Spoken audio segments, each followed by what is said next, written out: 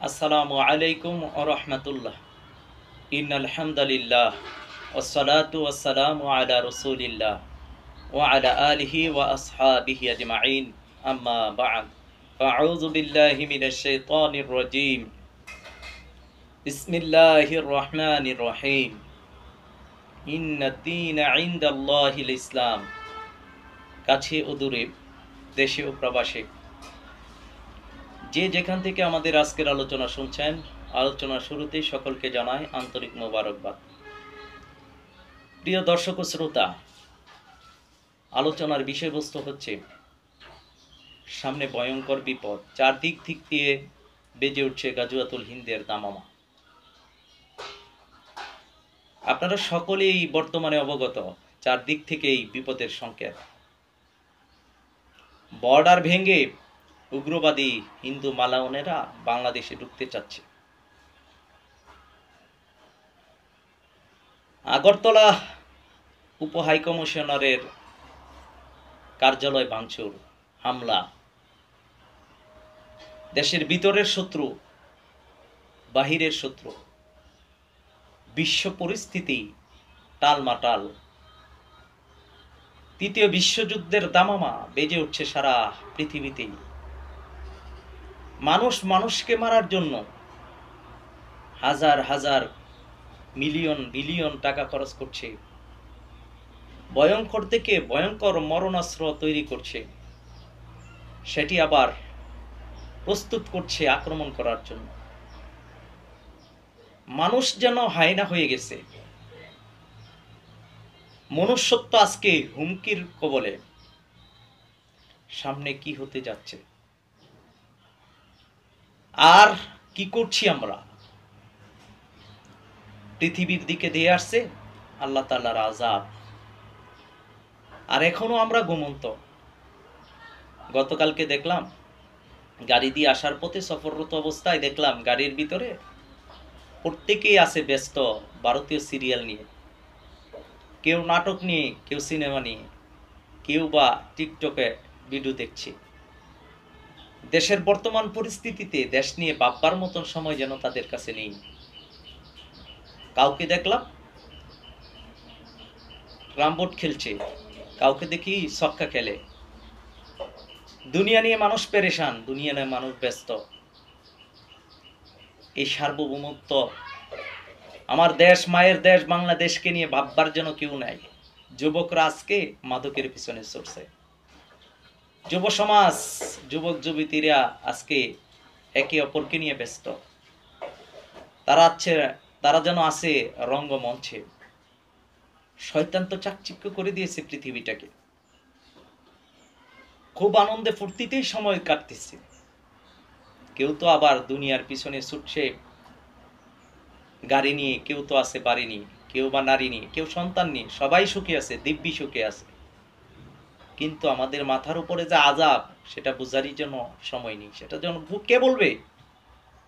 মসজিদের ইমাম, সেও আছে ব্যস্ত। বক্তা ওয়াজ নসিহত করবে, সেও আছে ব্যস্ততার মধ্যে। কিভাবে দুনিয়া কামাই করা যায়, কিভাবে 50, 70, 1 লাখ টাকা চুক্তি করে ওয়াজ করা যায়। জাতিকে সতর্ক কে করবে? কেউ আছে গরম বক্তব্যের মধ্যে সীমাবদ্ধ, শুধু সেখানেই জজবা তৈরি করলো, চলে গেল। এই জজবা মিটানোর জন্য এই যুবক কোথায় যাবে সেই মাঠের ব্যাপারও তারা বেখবর, বেখেয়াল। এ জাতির যেন দিশা নাই, তার গন্তব্য কোথায়, কি হচ্ছে সামনে, কি হবে, কি করণীয়, কি করতে হবে, বেখবর। যখন বর্ডার ভেঙে বাংলাদেশে ঢুকতেছে, যখন আমার দেশকে ছিনিয়ে নেওয়ার জন্য হায়নারা একত্রিত হচ্ছে, যখন উগ্রবাদী মালাউনেরা একত্রিত হচ্ছে আমার মা বোনকে দর্শন করার জন্য, যখন প্রস্তুতি নিচ্ছে আমাকে হত্যা করার জন্য, তখনও আমরা যেন ঘুমন্ত। চারদিকে বিপদের সংকেত, বেজে উঠছে গাজওয়াতুল হিন্দের দামামা, আর আমরা মুসলমানেরা এখনো বেখেয়াল।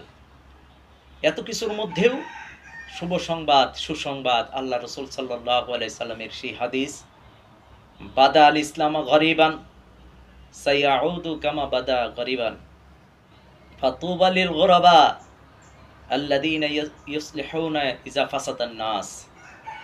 আল্লাহর রসুল বলছেন ইসলাম শুরু হয়েছিল দুর্বল অবস্থায়, দুর্বলদের মাধ্যমে। হাম্মার, খাব্বাব, বেলাল রাদিয়াল্লাহু তাআলা আনহু, সুমাইয়া রাদিয়াল্লাহু তাআলা আনহার মতন দুর্বলদের দ্বারা সায়াউদু, অচিরেই, কামা বাদা গরিবান, সায়াউদু কামা বাদা গরিবান, আবার সেটা অচিরেই চলে যাবে দুর্বল অবস্থায়। ফাতুবা লিল গুরাবা, গুরাবাদের জন্য সুসংবাদ। সুবহানাল্লাহ। আজকের চারদিকে মানুষ যখন বেখবর, বেখেয়াল, দুনিয়া নিয়ে মত্ত, শয়তান তাদেরকে দুনিয়ার দিকে ঝুঁকিয়ে দিয়েছে, দুনিয়ার দিকে আকৃষ্ট হয়ে গেছে, তখন অল্প সংখ্যক যুবক যারা দিনকে বিজয় করার জন্য যারা প্রস্তুতি নিচ্ছে, যারা ইসলামী খেলাফতের জন্য স্বপ্ন দেখে, তাদের উদ্দেশ্যে আজকে একটি হাদিস বলতে চাই। যেমনটি হযরত ইমরান ইবনে হুসাইন রাদিয়াল্লাহু তাআলা আনহু থেকে বর্ণিত, রাসূল পাক সাল্লাল্লাহু আলাইহি সাল্লাম বলেছেন, আমার উম্মতের একটি দল সর্বদা হকের উপর থাকবে, যারা হকের পক্ষে লড়াই করতেই থাকবে। সুবহানাল্লাহ। তারা দুশমনদের উপর বিজয় থাকবে, আর তাদের শেষ দলটি দাজ্জালের সাথে যুদ্ধ করবে, দাজ্জালের বিরুদ্ধে যুদ্ধ করবে। সুবহানাল্লাহ।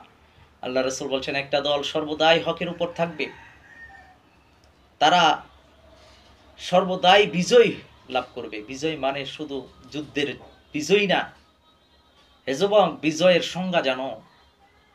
বিজয় মানে হচ্ছে হকের জন্য লড়াই করতে করতে শাহাদাত বরণ করা। সুবহানাল্লাহ। এর চেয়ে বড় বিজয় কি হতে পারে? বিজয় মানে হচ্ছে হককে বুকে লালন করে সামনের পথে, সামনের দিকে অগ্রসর হওয়া। আসুক না বাধা, বলুক না যার যা ইচ্ছে। যুবক, বিজয় মানে কি? বিজয় মানে হচ্ছে সত্যের সামনে মাথা নত না করা। সারা পৃথিবী একদিকে, আর সত্যের দিকে তাকিয়ে সত্যের পক্ষে লড়াই করে যাওয়া, সত্যের কথাগুলো বলে যাওয়া, এটাই হচ্ছে বিজয়, এটাই চূড়ান্ত বিজয়। আর একটা মুসলমানের চূড়ান্ত বিজয় হচ্ছে আল্লাহকে খুশি করা, আল্লাহকে সন্তুষ্ট করা, জান্নাতের আকাঙ্ক্ষা রাখা, শাহাদতের তামান্না রাখা। শহীদ হলো সেই তো বিজয় লাভ করলো, শাহাদত বরণ করলো সেই তো বিজয় লাভ করলো। কিন্তু মুসলমানরা অবশ্যই বিজয় লাভ করবে, মুসলমানরা এই চূড়ান্ত বিজয় হবে। আল্লাহ রাসূল সাল্লাল্লাহু আলাইহি ওয়াসাল্লাম বলছেন আমার উম্মত বিজয় লাভ করবে, আমার উম্মত বাতিলের বিরুদ্ধে সর্বদাই বিজয় লাভ করবে। অর্থাৎ সর্বদাই তারা হকের উপর থাকবে, সর্বদাই তারা সত্যের উপর অবিচল অটল থাকবে। তাদেরকে কেউ এই সত্যের পথ থেকে বিচ্যুত করতে পারবে না ইনশাআল্লাহ। চারদিকে গাজওয়াতুল হিন্দের দামামা বেজে উঠছে, উগ্রবাদী মালাউনরা তরবারি সানাই দিচ্ছে, তারা মিসাইল বাংলাদেশের চারপাশে ৬,০০০-এর উপরে মিসাইলকে স্থাপন করেছে, হুমকি দিচ্ছে ২.৫ মিনিটে পৃথিবীর মানচিত্র থেকে ঢাকাকে উড়িয়ে দিবে। হুমকি দিচ্ছে, তাদের অর্থ আছে, তাদের জনশক্তি আছে, অর্থ শক্তি আছে, তাদের ফান্ডিং আছে। আর মুসলমানদের আছে আল্লাহ, আল্লাহর নুসরত, আল্লাহর সাহায্য। গাজওয়াতুল হিন্দের বিজয় মুসলমানদেরই হবে ইনশাআল্লাহ। উগ্রবাদী মালাউন হিন্দুদেরকে বলতে চায়, ভুলে যেও না এটি গাজওয়াতুল হিন্দের যুদ্ধ। যে যুদ্ধের সংবাদ আল্লাহর পেয়ারা হাবিব ১৪০০ বছর আগেই দিয়ে গিয়েছেন, যে যুদ্ধের মুসলমানদের বিজয় হবে, যে যুদ্ধে অংশগ্রহণ করলে বদরি সাহাবীদের মর্যাদা পাওয়া যাবে, যে যুদ্ধে অংশগ্রহণ করলে জাহান্নাম থেকে মুক্তির সনদ লিখে দেওয়া হবে। আর এই গাজওয়াতুল হিন্দের দামামা যখন বেজে যাবে, গোটা পৃথিবীর মুসলমানরা এক হয়ে যাবে। সারা পৃথিবী থেকে মুসলমানরা এই গাজওয়াতুল হিন্দে অংশগ্রহণের জন্য তামান্নার আকাঙ্ক্ষা ব্যক্ত করেন। বাংলার মুসলিম যুবকেরা জাগ্রত হচ্ছে, বাংলার দামাল ছেলেরা জাগ্রত হচ্ছে। সার্জিস আলমের একটা কথা মনে পড়ে। সার্জিস আলম বলল, সমন্বয়ক, ইমাম মাহাদির সৈনিক যারা জেনারেশন, ইয়ং জেনারেশন, যারা হয়তো মাথাতে টুপি নেই আর শরীরে হয়তো পাঞ্জাবি নেই, কিন্তু তারা ইসলামকে ভালোবাসে। হ্যাঁ, সত্যিই ইসলামকে ভালোবাসার মতন আজকে ভার্সিটিতে অনেক যুবক আছে, কলেজে পড়ুয়া অনেক যুবক আছে যারা ইসলামকে মহাব্বত করে। আজকে দেখি রাতের আধারে ভারতীয় আগ্রাসনের বিরুদ্ধে বিভিন্ন ভার্সিটি কলেজ থেকে ছাত্ররা মাঠে নেমে আসতেছে।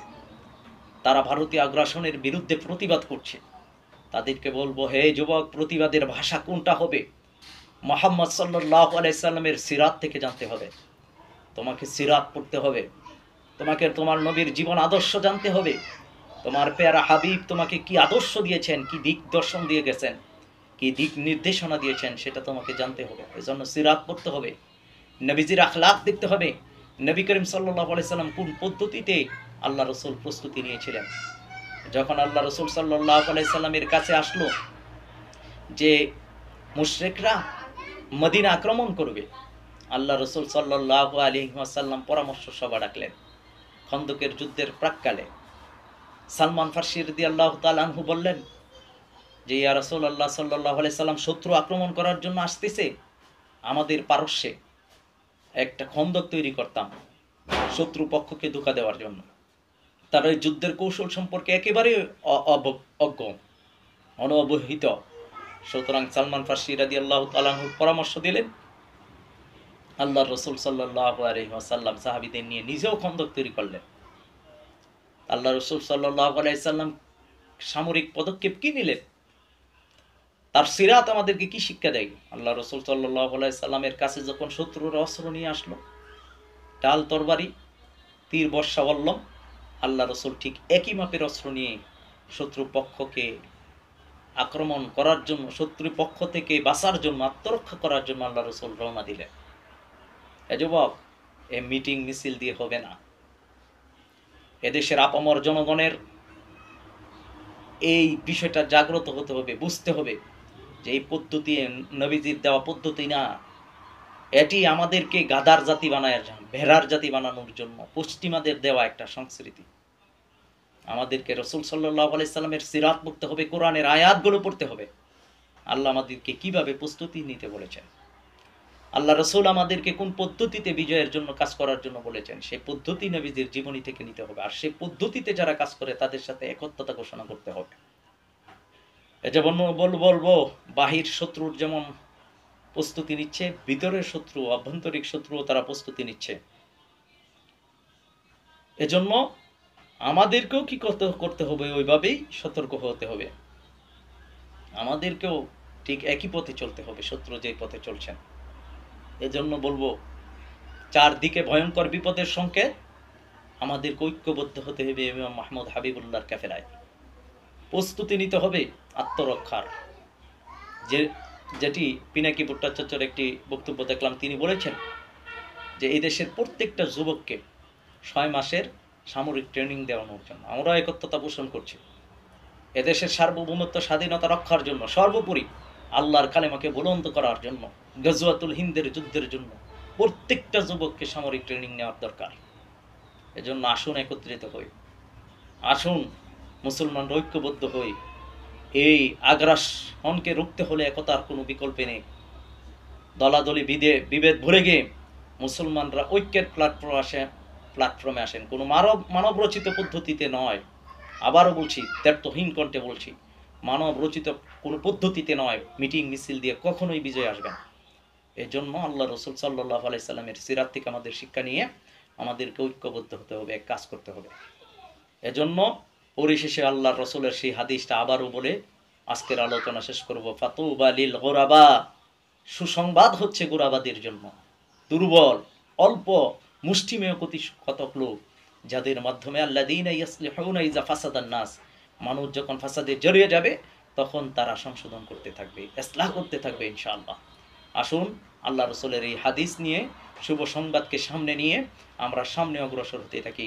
আল্লাহ সুবহানাহু ওয়া তাআলা বলছেন, ওয়ালা তাহিনু ওয়ালা তাহজানু, আল্লাহ বলছে তোমরা হতাশ হইও না, নিরাশ হইও না, তোমরাই বিজয় হবে। ইন কুনতুম মুমিনিন, যদি তোমরা মুমিন হও। মুমিন হওয়া শর্ত, বিজয় আল্লাহ দান করবেন।